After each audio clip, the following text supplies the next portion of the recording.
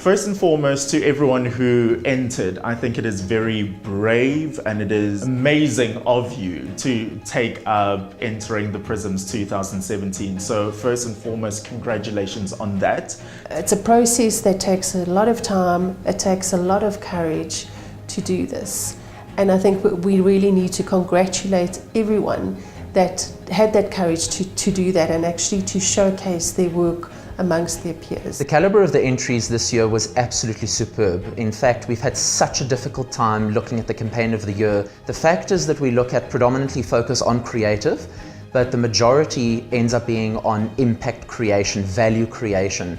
Has the campaign fundamentally shifted the needle in terms of what an organization was looking for from a business perspective, from a social mobilization perspective, or any other tangible metric that the organization was looking for? The big dichotomy is that some are real commercially oriented campaigns and others are really for good, is work that's being done for good, and it's quite a discipline to have to judge them in the context of that, and that's quite refreshing actually.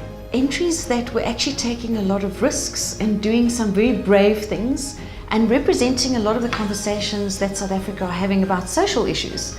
So it was quite pleasant to see that and actually using those conversations in their campaigns, which was quite clever.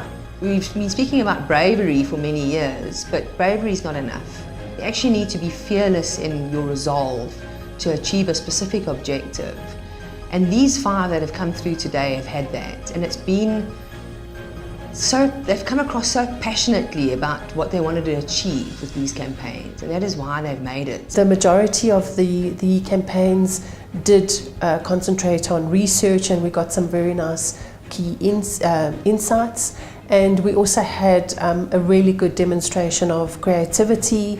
And obviously what's very, very important is the return on investment, which was quite clear in most of the campaigns that I judged. There have been 3 trends that have stood out for me, and the one is around integration. We've seen a really good mix of different communication tools and vehicles being used to complement a campaign. And then the other was the good quality of the video case studies that were included as part of the entries. That was good. And then in terms of evaluation, we've seen people move away from the traditional means of measurement and evaluating their work, more towards impact rather than output. We just need to focus on 4 big metrics in marketing.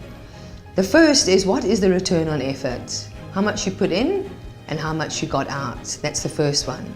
The second one is, what was your share of voice in your competing category?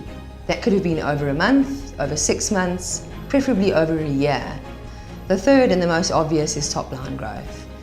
The work of the marketer is to improve top line growth. That is absolutely primary, and it needs to be thought of clearly and measured properly. And then the fourth one is the net promoter score. That is averaging out all the positive commentary and minus the negative commentary to see if you had a net promoter score from the feedback that you get from the consumer. It was great to see some of the social issues being discussed and coming up in the actual entries, and using their research and looking at the social issues and using that in conversations and using that as research insights to create their campaigns. I also like the fact that a lot of our clients this year in the top 5 category were very, very, very bold. There are a lot of bold campaigns and bold ideas that are really challenging a lot of what we've seen in the last couple of years. And how we fare rather internationally, there's definitely a clear understanding that the South African media and PR communication landscape is definitely growing in the right direction. There were so many good campaigns to consider, but the ones that are here winning tonight are the ones that took it to the next level, that set a new benchmark or a new standard. The winners that you see are the people that you can aspire to and say, this is a campaign that I would like to replicate, that I would like to learn from, that I would like to see as a case study. So I think what's beautiful is that people are starting to look at business objectives, and whether you're in it for commercial or for good, there still is an outcome that one wants to achieve. And what we're seeing more is less of the traditional PR metrics and more business-oriented metrics, less including of specifically social media metrics. And that's what we're really looking for as judges. To see how so many people have taken the task of whatever their campaign was in so many different ways is very interesting to watch, because particularly whether you are developing something on a shoestring budget or you're really vying for the big ones with the campaign of the year, it's about what you have with the concept and how you apply that. The main winners of the campaigns really have proven to be able to stay innovative and to stay different and to really showcase that PR and communications as a whole is still a force to be reckoned with in the country. And as a marketing mix, it's still very, very, very valuable. I've had the privilege of being part of this journey for a decade and seeing the evolution of the awards, seeing the evolution of the entries over the years, and it's really inspiring to see the quality of South African communication. We are right up there with the best in the world, and we should celebrate that.